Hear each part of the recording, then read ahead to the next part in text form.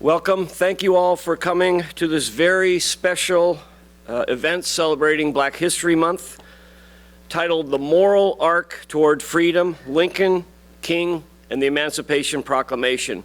My name is Paul Grandal. I'm the Opelka Endowed Director of the New York State Writers Institute at the University of Albany.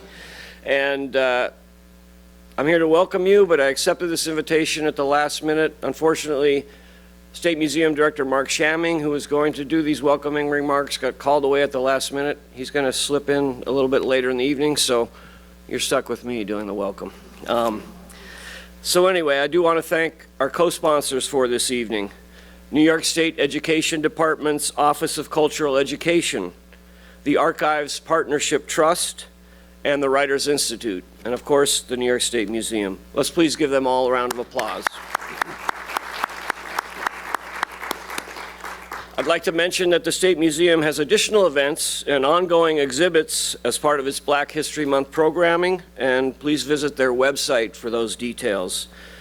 I'd also like to invite all of you and tell your friends we have a really special UAlbany Black History Month program featuring Adjoa Asamoah.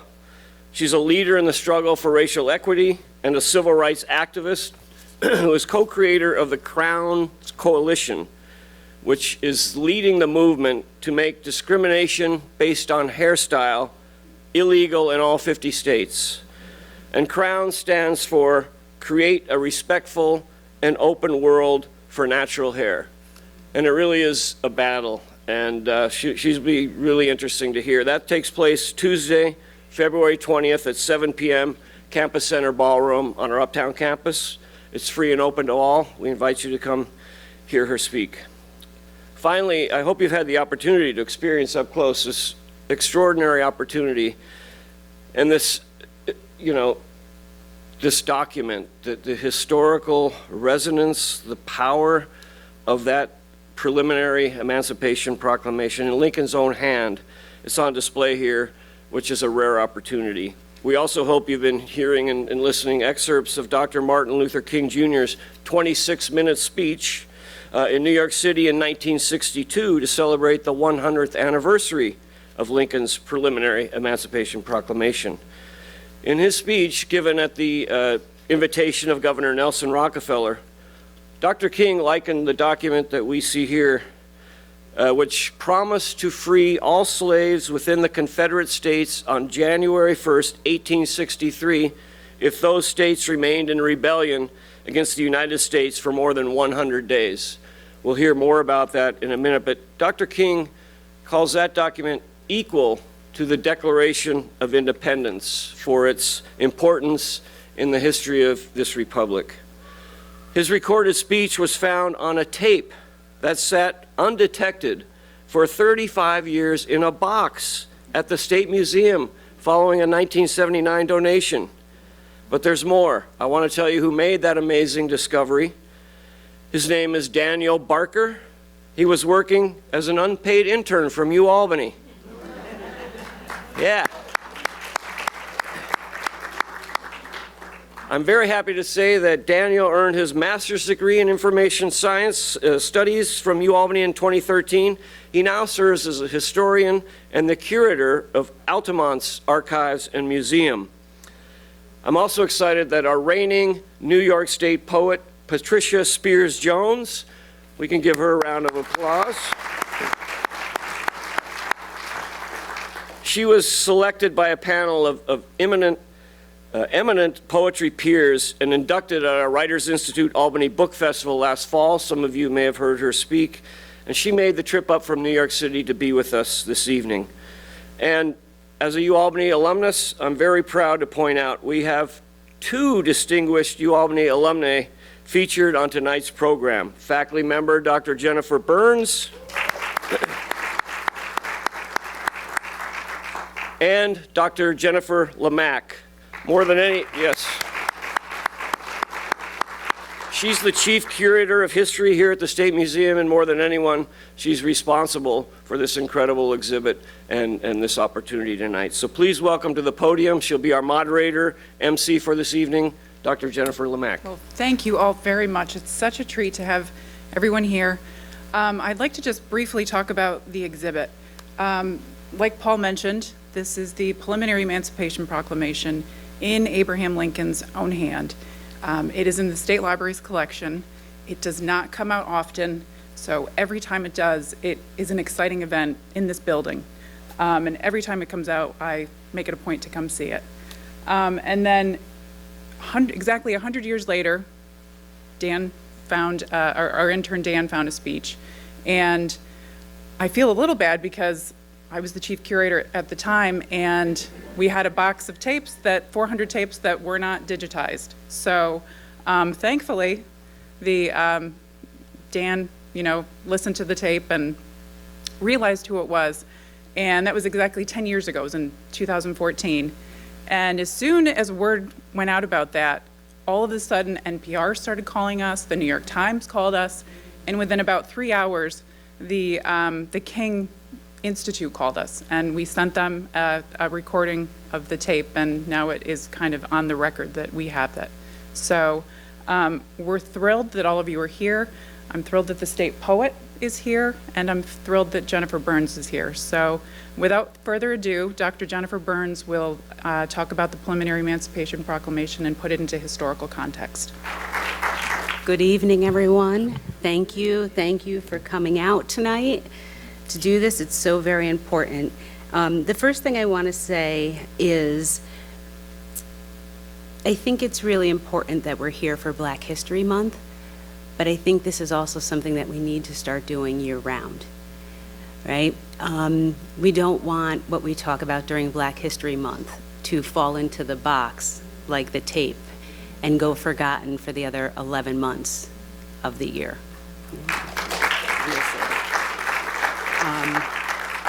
Next, what I want to do is read from the preliminary Emancipation that Abraham Lincoln wrote.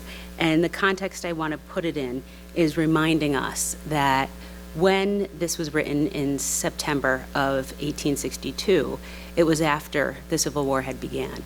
And it was also decades, almost 100, right, years really, after people of African descent who were enslaved in America had been pressuring for their emancipation.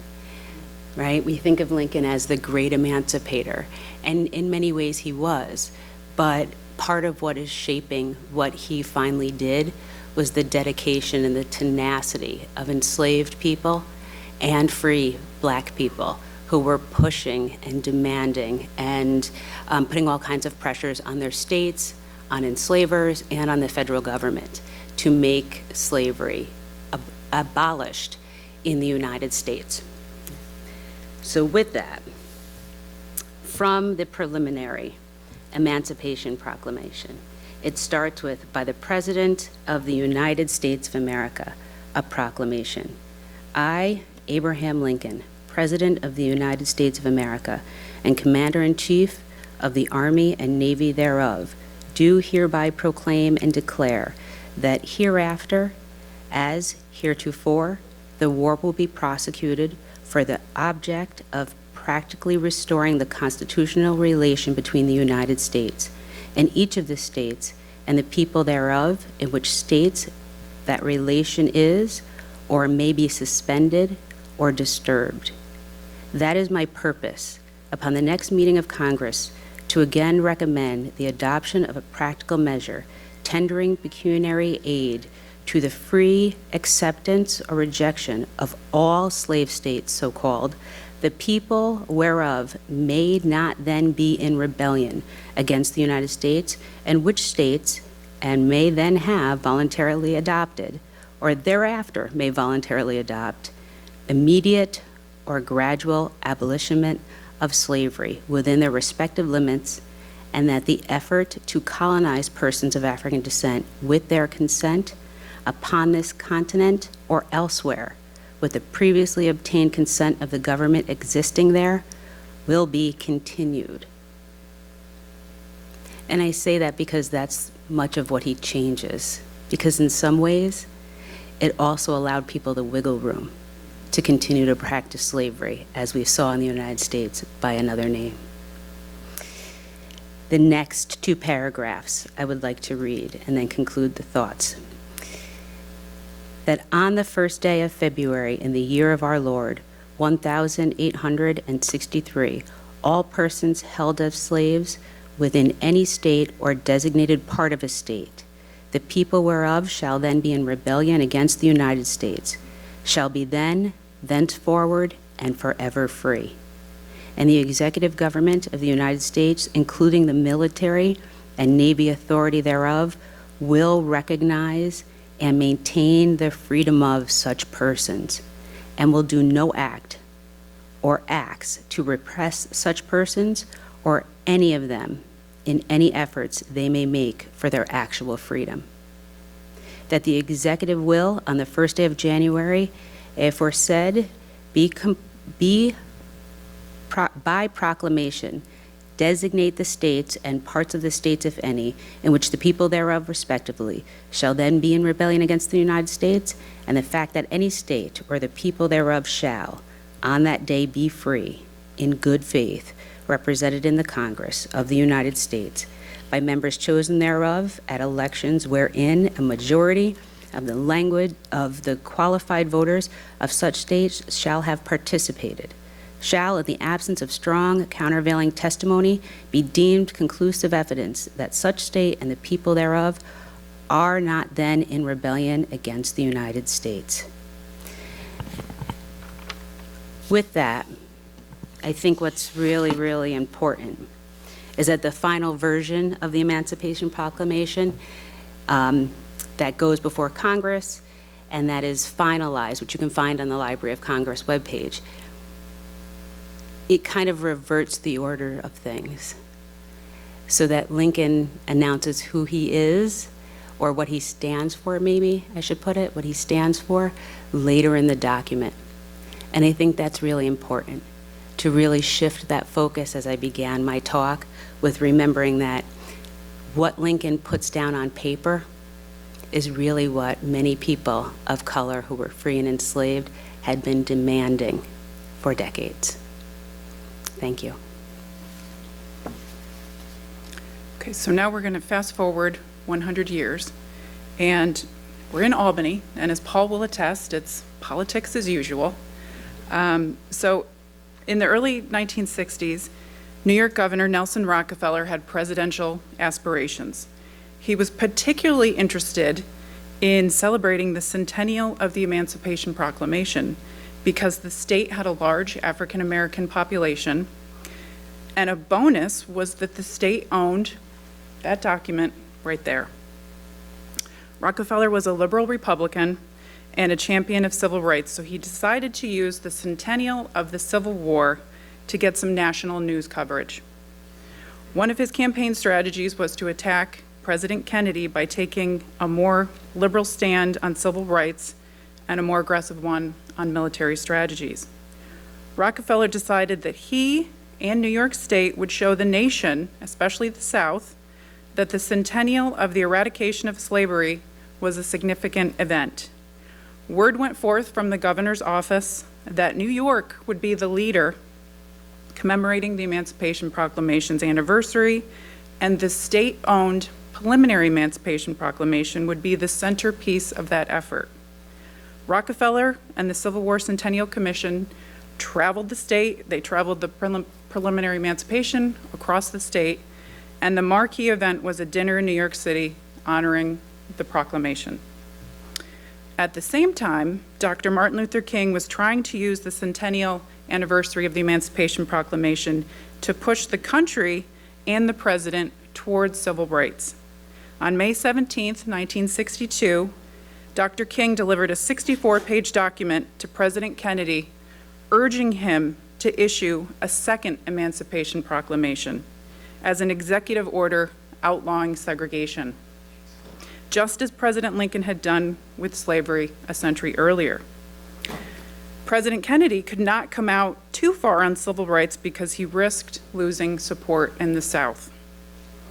Rockefeller invited Dr. King to attend the dinner, but it conflicted with a fundraiser he was scheduled to attend. King's advisors also worried that the Emancipation Proclamation was too Republican, and King was worried about upsetting President Kennedy, who he needed to pass his civil rights agenda. Rockefeller sweetened the deal by donating his own money to burned African-American churches in Georgia. As a result, King's advisors realized that there were several Democrats on the Civil War Centennial Commission, and that several of the governor's multimillionaire friends would also be at the dinner. King decided to attend the dinner, offering a 26-minute speech. In a measured but passionate tone, Dr. King reviewed the history of human rights in America, noting that the Declaration of Independence and the Emancipation Proclamation had fallen short of achieving equality for all U.S. citizens. Lamenting the disparity between blacks and whites in every aspect of society, he stated that the only way to commemorate the Emancipation Proclamation is to make its Declaration of Freedom real. He urged Governor Rockefeller and President Kennedy to speed up integration and progress towards full civil rights. And we're going to listen to a snippet of that speech. The Negro will never cease his struggle to commemorate the Emancipation Proclamation by making his emancipation real. If enough Americans in numbers and influence join him, the nation we both labored to build may yet realize its glorious dream. That is too much greatness in our heritage to tolerate the pettiness of race hate. The Declaration of Independence and the Emancipation Proclamation deserve to live in sacred honor. Many generations of Americans suffered, bled, and died, confident that those who followed them would preserve the purity of our ideals. Negroes have declared they will die if need be for these freedoms. All Americans must enlist in a crusade, finally to make the race question an ugly relic of a dark past. When that day dawns, the Emancipation Proclamation will be commemorated in luminous glory. We are at one of history's awesome crossroads. Our technological creativity is almost boundless.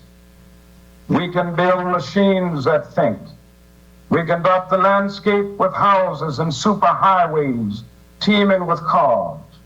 We can now even destroy our whole planet with the nuclear weapons we alone possess. We have dwarfed distance and placed time in chains. And our guided ballistic missiles have carved highways through the stratosphere.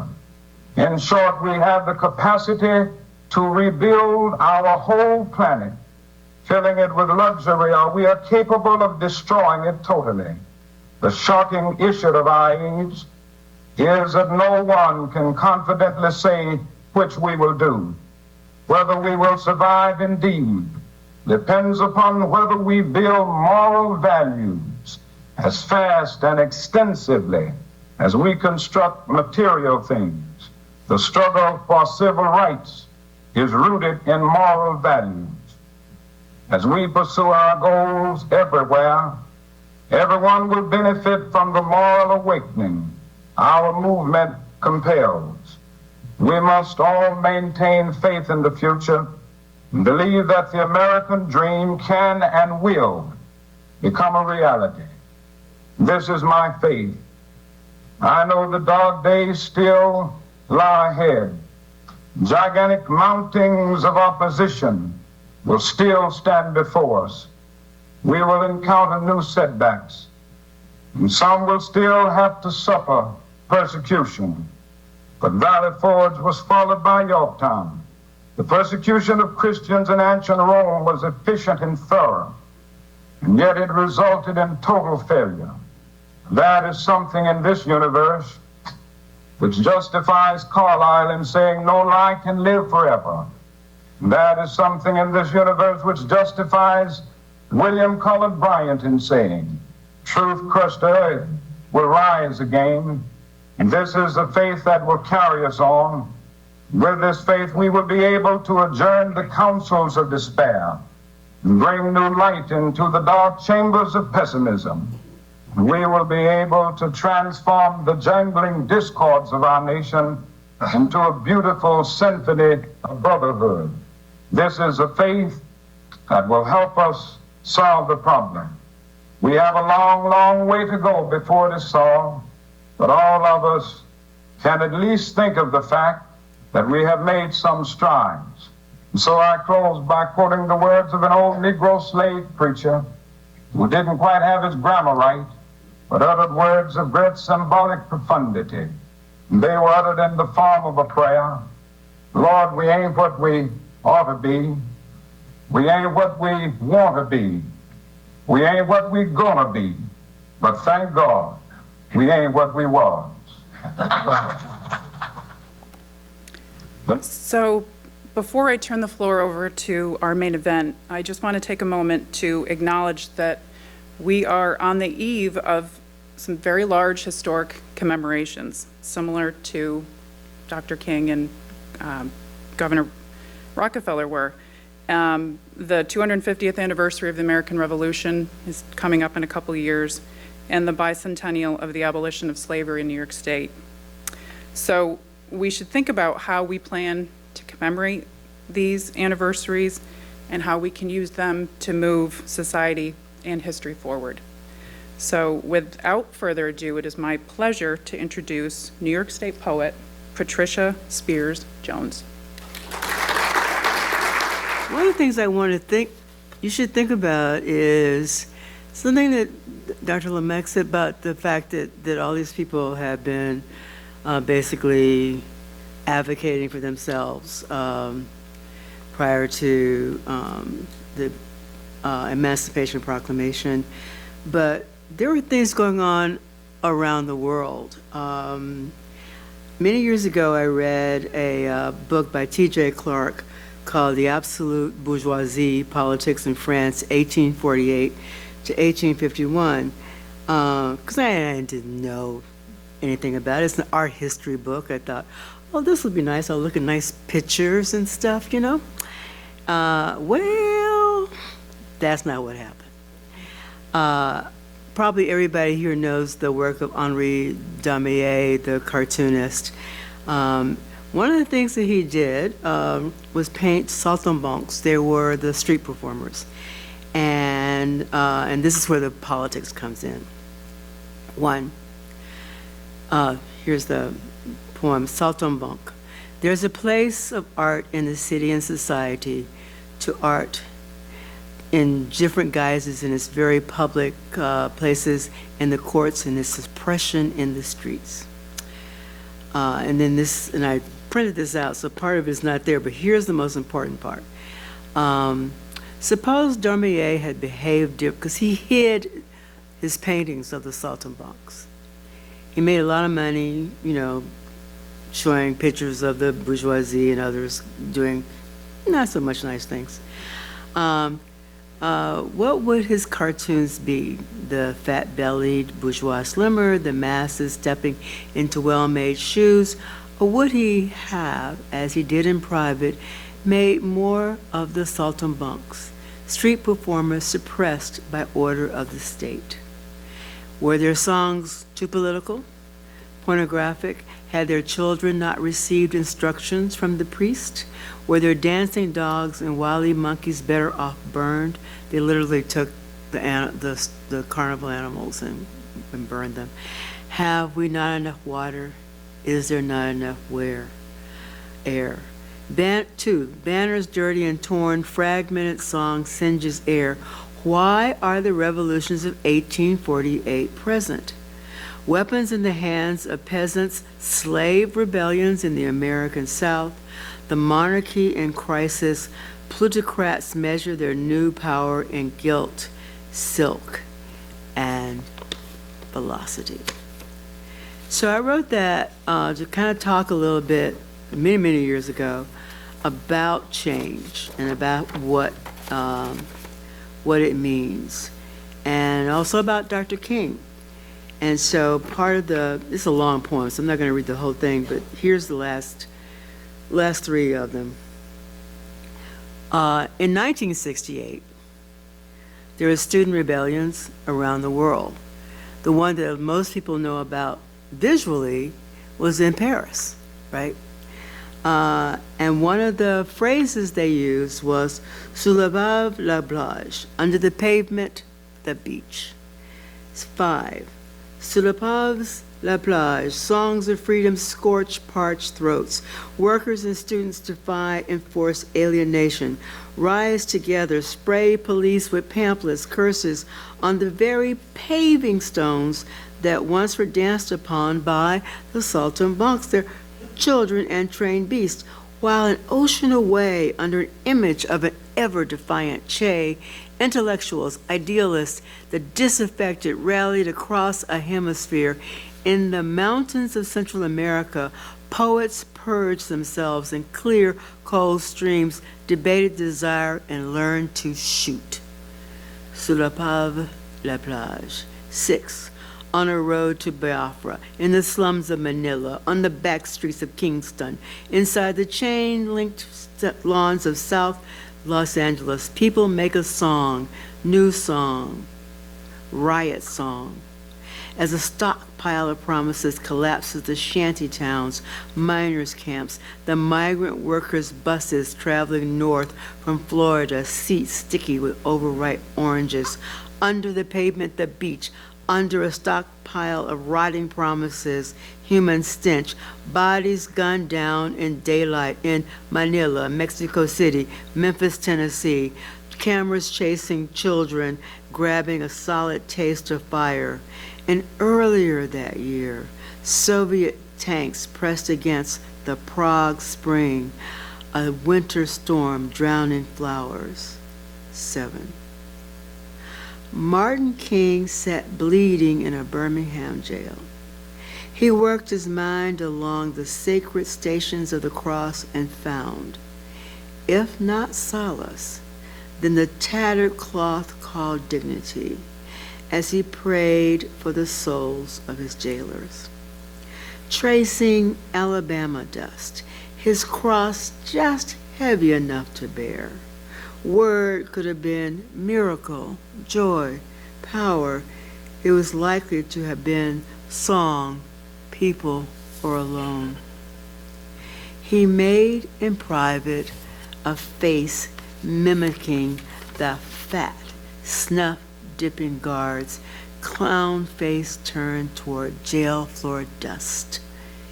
His tears roll away, holy laughter, soft and punk, in the moment of amazing tenderness and pure rage, under the paving stones, the beach.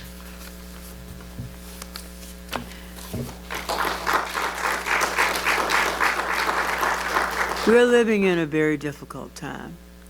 And what I think of when I think of these two, think of the proclamation, and I think of Dr. King's speech, I think of what legacy we have now in this country around race, around redemption, and around the continuing abuse by those who have no desire for this country to live up to its ideals or ideas. And so I'm going to focus just a couple of poems that are very sort of personal. I'm from the South. I'm from Arkansas. And I grew up in the last days of legalized segregation. So I know what it means for the state to make those decisions for you. And for people who kind of don't think about that too much, I suggest you start thinking about it. Because there's already a movement to make women in this country second-class citizens, for real. You can't control your body, right? And there are people who really are very upset whenever they get those DNA things and find out that they may have some African ancestry. So there's all kinds of stuff going on. I'm gonna let this gentleman get out. You okay? All right. So one of my friends is Tulani Davis, who is also now a historian, but I knew her as a poet and journalist and librettist. She wrote the libretto for X, the opera.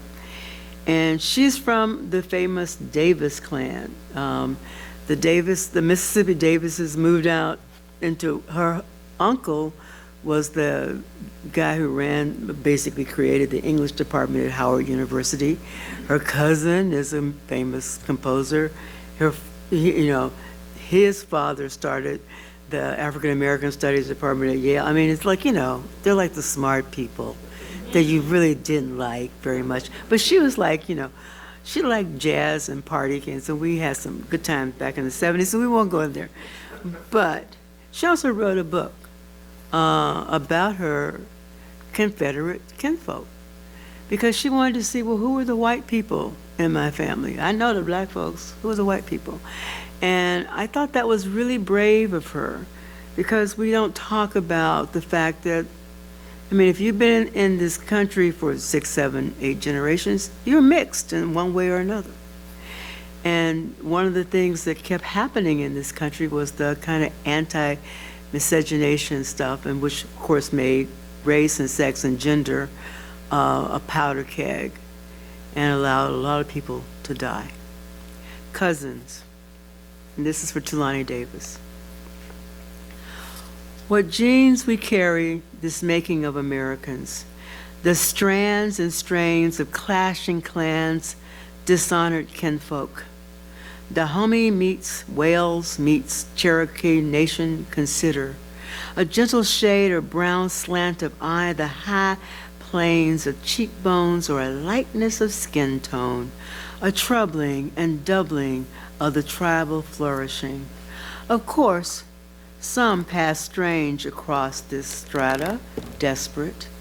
How the ploys undertaken denying birthrights, human rights, civil rights succeeded or failed is the story we tell one way, others tell it another way. Truth is malleable like clay or corn and water, or is left at the hanging tree. Victims' dry blood borders the sad tree's root system, and cousins swear and swerve away from the traces of kin picked clean by vultures.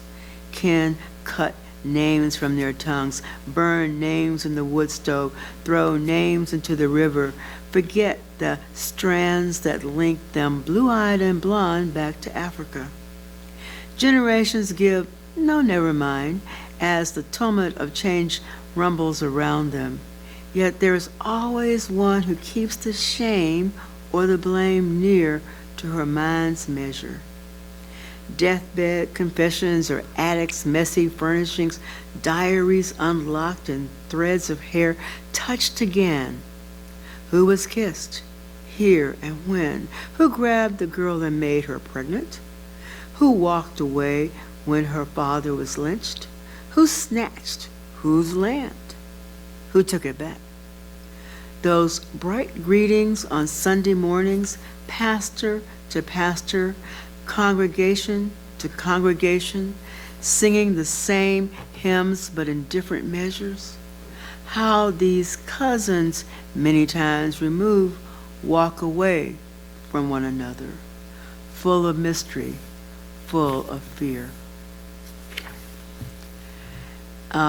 Like I said, I'm from the South, and there's a great album by Dolly Parton, Emmylou Harris, and Linda Ronstadt that came out 1,000 million years ago, and they could only do one, and they had to fight to do the one they did, and there's never a second one, and there never will be, right? And there's an incredible song in it called Telling Me Lies, and there's a quote from that song in this poem, and the song line is, "You don't know a man until you have to please him." One. Somehow, and this is also a Valentine's Day poem, kinda. Kind of a dark Valentine's Day poem. Okay. One. Somehow love was always the danger. Love, lust, that white girl on the run. And if perhaps somebody colored helped her, then he was a dead man walking, a lynched man foretold. What are we to make of Mildred Loving, née Jeter, recently deceased? her married name on the case striking down the last of America's anti-miscegenation laws. She got tired of seeing her wedding certificate compromised, her children bastarded in 17 states and the District of Columbia. How her family fought for the ordinary tribute to companionship, marriage. What a married name means in a world where a young woman rides the rails and suddenly becomes the woman endangering the lives of 7 men, 100 men. Not even a prize like Helen, just a hellion trying to get away from the men who cut her speech in half. You don't know a man until you have to please him, too. And if you're the dark girl, pretty and smiling, if you're the brown girl walking down the road, and if the blonde boy who loves you wants to marry you, what could you do before 1964? How many walked away from their mothers, sisters, cousins, passed into another land just to have an ordinary life, where their name meant what they wanted it to be? White people invented better ones? Some we know, some we don't. 3, this pretty melody spotlights rage. How your voice mingled the danger and lonely witness Southern women, white and black, lived through changes large and small, like the one that the Chief Justice's pen permitted, marriage between people whose skins thrived a different hue. And then here's something that's a little less crazy.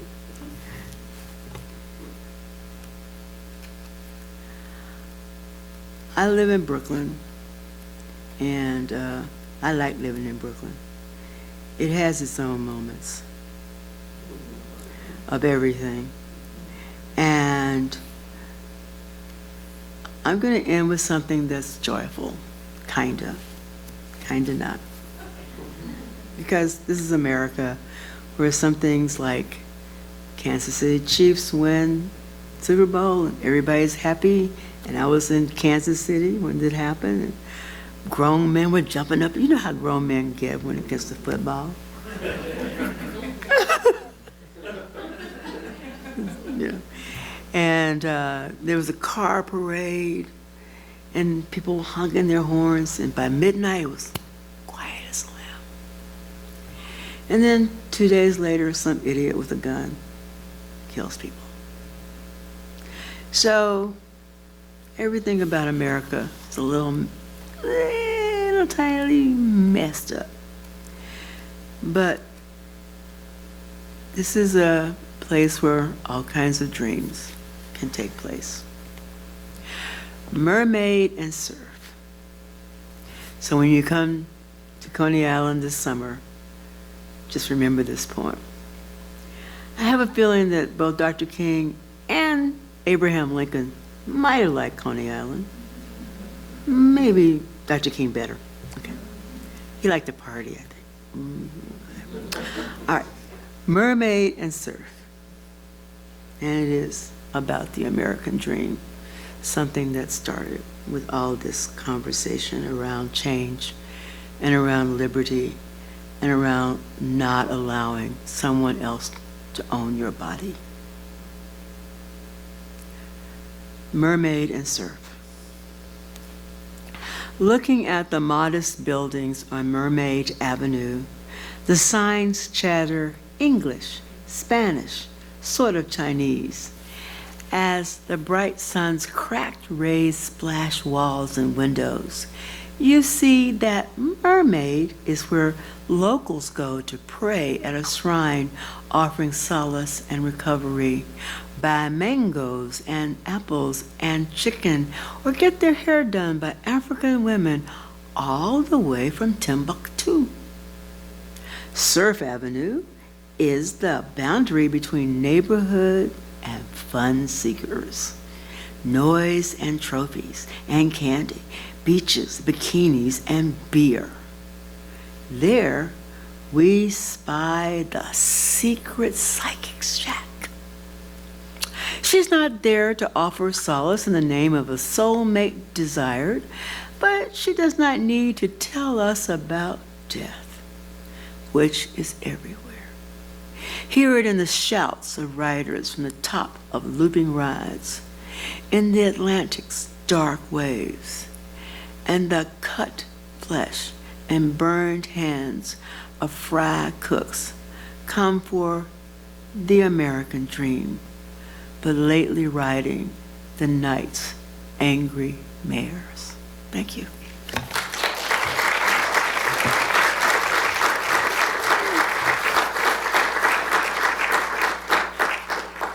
How did you come up with the title for that collection? What does Beloved Community mean to you? Oh, it's the title of the poem. It's called The Beloved Community. But basically, I just wanted to have a book and a title that goes with it that sort of talks about the issue of community and its necessity and also its fragility. That at any moment, as anybody in this room knows, as the people in Kansas City just found out, everybody's vulnerable. And the kinds of things that people need, that's why Mermaid and Surf, I like that poem because it talks about a community. But there are two kinds of communities. One is the local community, which has this thing, and the other, all those people that show up, the pleasure seekers, they're a community too. Thank you. If you raise your hand, I'll bring this around.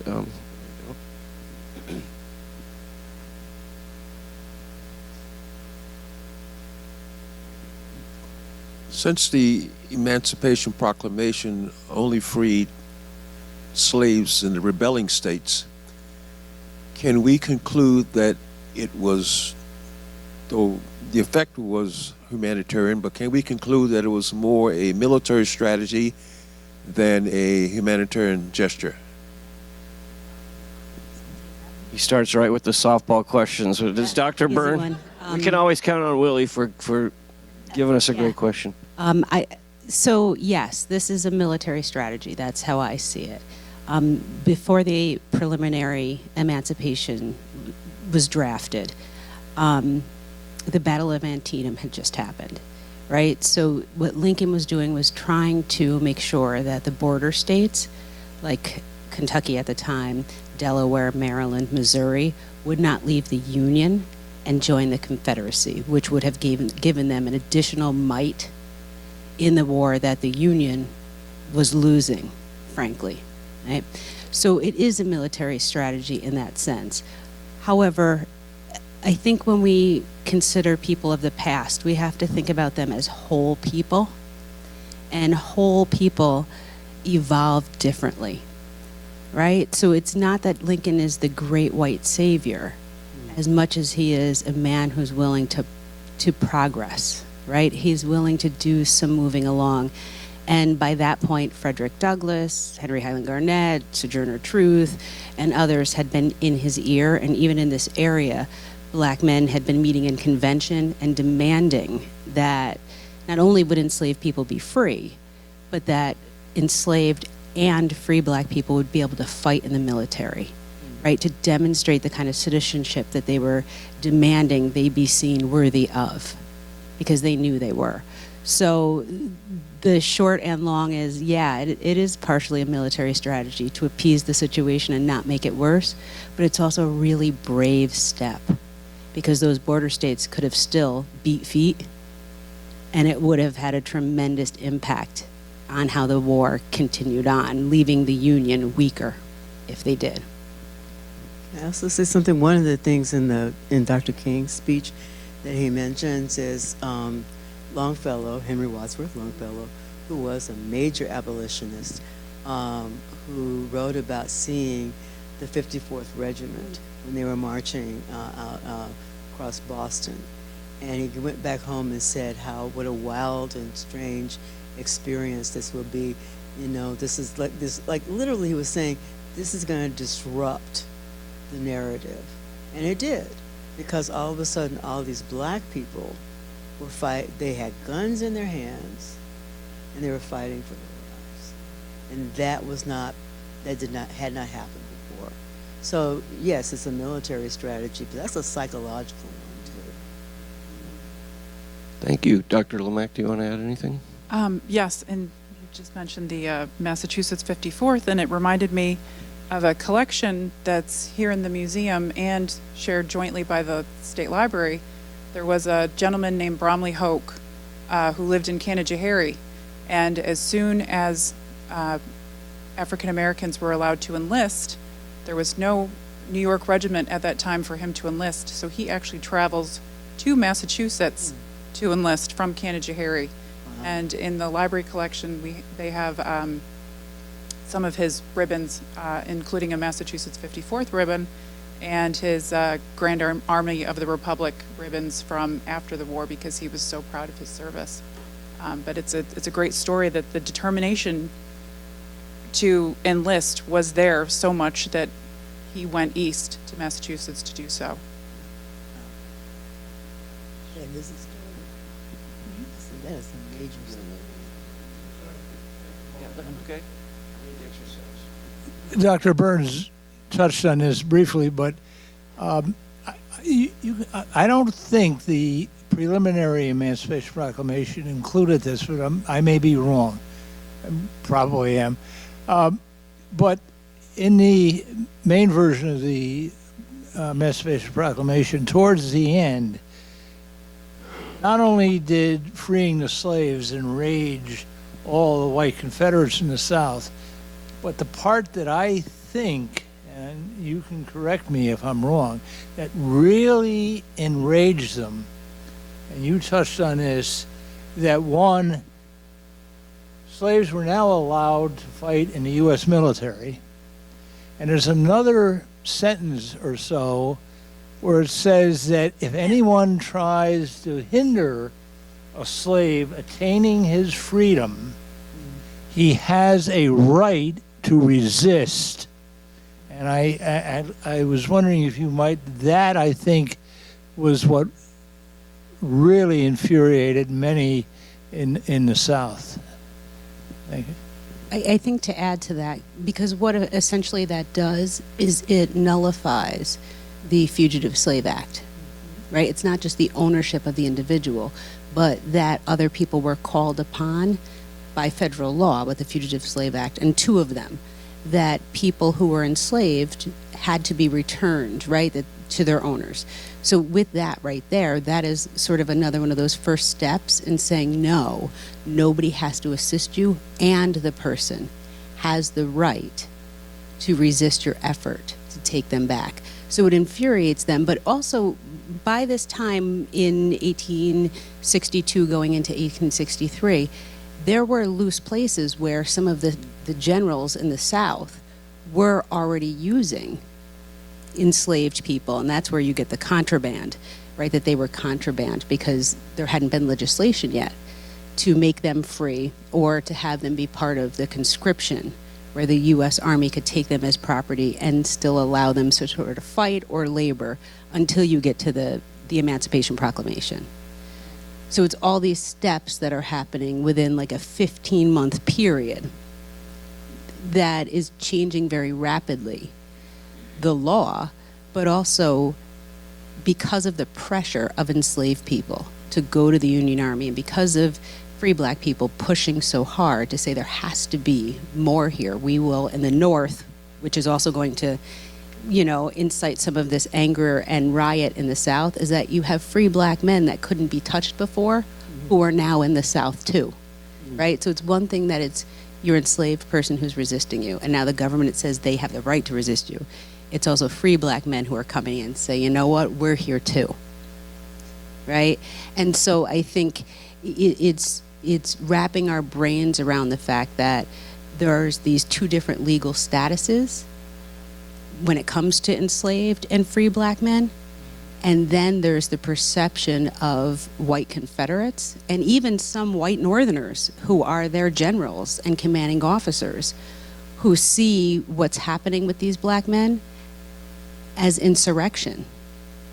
I mean, that's what they saw it as, this pure resistance and an effort to overthrow slavery as a slave insurrection that now Lincoln was supporting them in. Yay. Thank you. I forgot to mention, Dr. Burns is an esteemed faculty member at Africana Studies at Albany. We're very proud of her, and you can hear her on the round table of WAMC. Yes, give her a round of applause. Did either of you want to add anything, or we have another question here? You want to add anything, Jennifer? Okay, here's another question. I hope to give them plenty to say. Hey, Jennifers. It's Lacey. I'm a little late, so my forgiveness if this was already mentioned, but as a fellow historian, I love asking other fellow historians. We're within Black History Month, and we're going to a lot of events this month in particular that are focusing a lot on Civil War and civil rights. And we all know that Black history expands far beyond both of those two very important national events. What are understudied portions of the American Black story that we probably could emphasize more? I'm going to start. I got a list. Name five. Five. First would be the politics of Reconstruction from the perspective of former enslaved people who were now free, who were laying the verbal legal arguments for what become the amendments in the Constitution, right? Shaping what Charles Sumner and others then helped put to paper, right? So that part of Reconstruction. Then the last 2 decades, so after Reconstruction's ends, which is considered 1877, but really I identify it as the Plessy versus Ferguson decision, right? Because that's when the Supreme Court steps in and says, no, one drop rule, race is fine to be used as a dividing. So those 2 decades there, and why we don't pay attention to that this becomes federalized again in a way where it is slavery. It's an allowance of as close to slavery as possible. Right? Since I got 5, I have 3 more. The next would be how women all over the nation at the grassroots level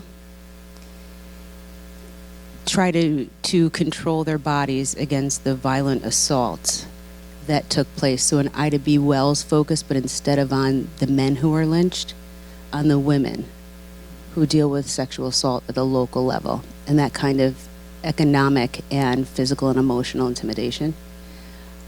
Next would be the speeches of ordinary women and men, but ordinary women in the pre-civil rights era, so that really like the 1920s, 30s, and 40s, who were laying the foundation for the victories that happen, and King then becomes the face of the movement.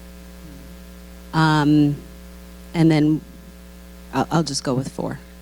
I feel like I wove that together. She yields well the enough. floor to the other, Yeah, added some in there. Patricia or Dr. Lemak, do you have any additions? I thought all of those sounded like you wrote them, I read them.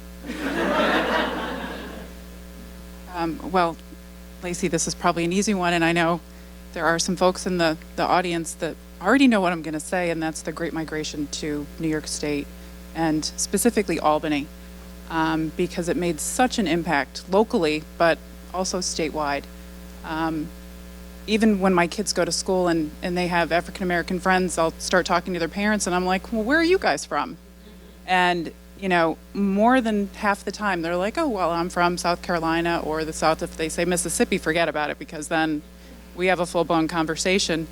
But it's my dream to see a exhibit here at the State Museum about the Great Migration to New York, and pair it with Jacob Lawrence's migration series.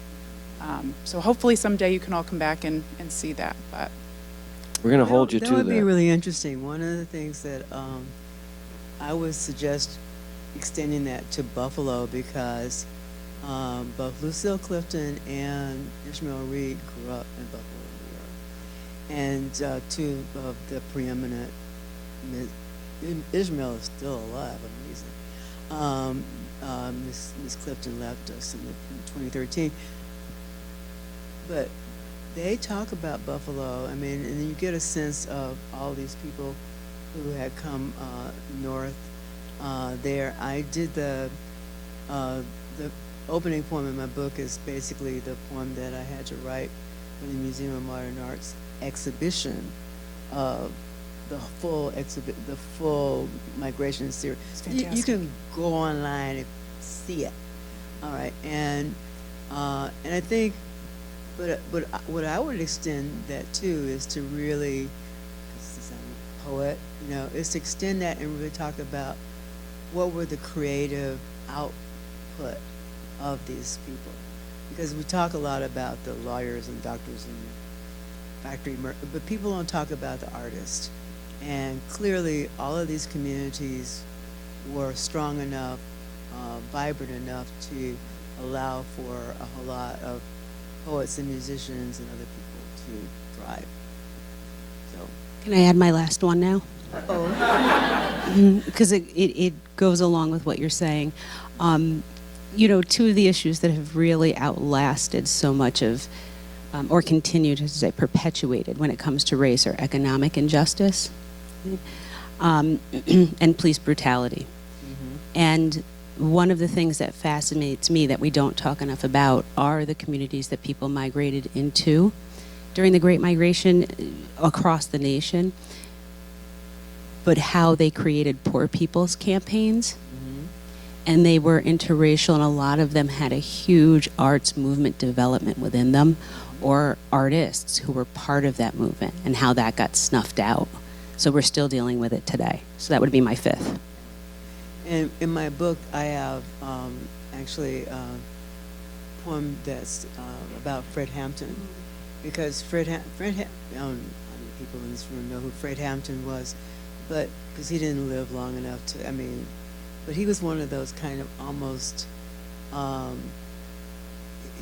he was killed because he was so effective, basically. And so that kind of, when people talk about community organizing, I think of Fred Hampton.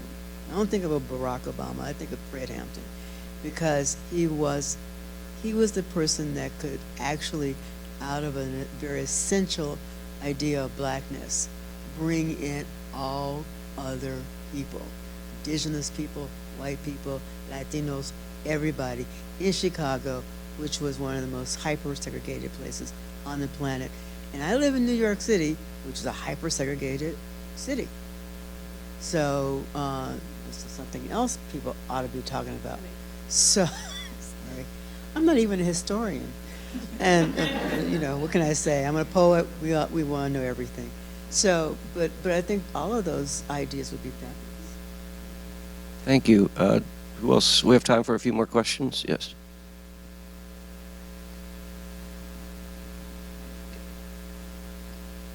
Hi, so I'm in my first year of teaching social studies up in Saratoga, and in about a month we're going to be getting into the civil rights movement. And what's important for me, there's a lot of things that are important for me teaching social studies and the aims that I have and all that. But when it comes to the civil rights movement, there's a lot of like the classic things that we'll definitely be talking about. Martin Luther King, the Civil Rights Acts, Malcolm X and all of that. But I'm just curious from your point of view, or what's some other stuff you think that ought to be emphasized a little bit more in high school when it comes to the civil rights movement? Thank you. You know, one of the things that nobody talks about much, maybe it's because I wrote about it, but the issue, there are several things going on during the last decades of legalized segregation. And I think a lot of young people sort of go, oh, this is so terrible, but they have no physical understanding of what that means. And I think that, I'm grateful that there's still social studies being taught, you know, because a lot of places, they're trying to get rid of all that. But I think one of the things you need to do is maybe find people in your community who've lived through these things and really bring them in. Like, you know, we don't, 1964 is not that long ago. And that was a year when the anti-miscegenation laws were finally gotten rid of. You could not legally marry if you were a black and a white person, or in 17 states and the District of Columbia, where Washington, D.C. is. What an insult, right? What an insult to people's intimate relationships. And maybe that's one of the things that keeps being missed, is this is a lot about intimate relationships. These people all knew each other. They, Bull Connor knew who the people, the black people in Montgomery, Alabama were. And so one of the things that it's not like classic, that human beings got up and demanded respect and rights because they deserved them. And a whole lot of people did everything in their power, vile, horrible, violent things, to stop them. That's what the civil rights movement, to me, that's what defines the civil rights movement. And if you don't kind of, that's my frame. I'm sticking to it. But it's that's why I wrote Cousins. That's why I wrote something, because it's about these really real human being to human being relationships. Thank you. Do I see another hand? Yeah. Can I just add one more thing for the social studies teacher? I absolutely agree about teaching the local history. And the University at Albany, the Archives and Special Collections, there was a local civil rights organization known as the Brothers. Ooh. And their newspaper is at the UAlbany archives. And you could have the students read through it and see the actual, issues that the black community was facing in Albany in the 1960s.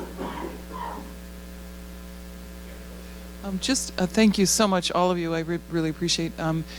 Wanted to highlight the notion of how people organized, how they kept their resilience, et cetera. And I was always kind of wondering if you could talk a little bit about societies and organizations, clubs, reading groups, how that created resilience and connection to movements. I'm wondering if that's an understudied area, especially in the times of banning books.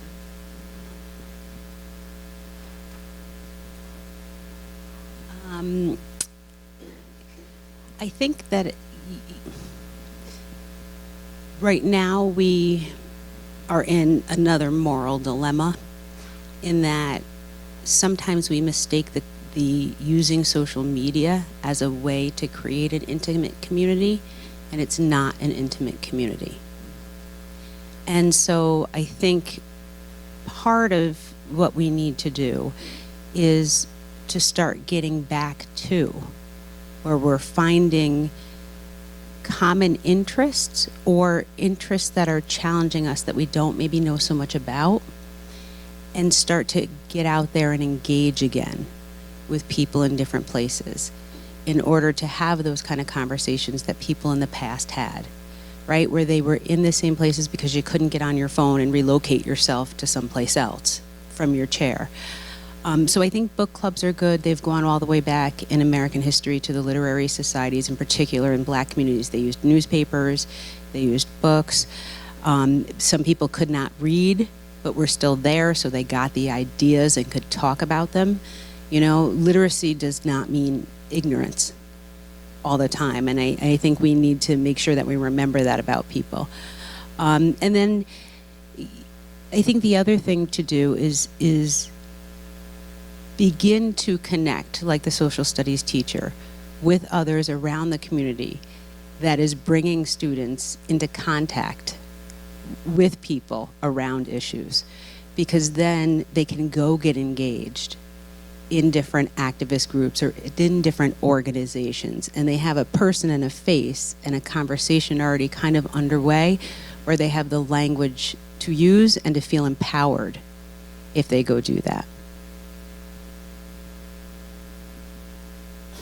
Any kind of summary thoughts. That'll probably be our last question because we're coming up past the hour. Do you want to add anything else, Patricia or Dr. Lemak? I just wanted to say, last week I like I've been running all over the world. I participated in a program about the sisterhood, a new book by Courtney Thorson, and I was a member.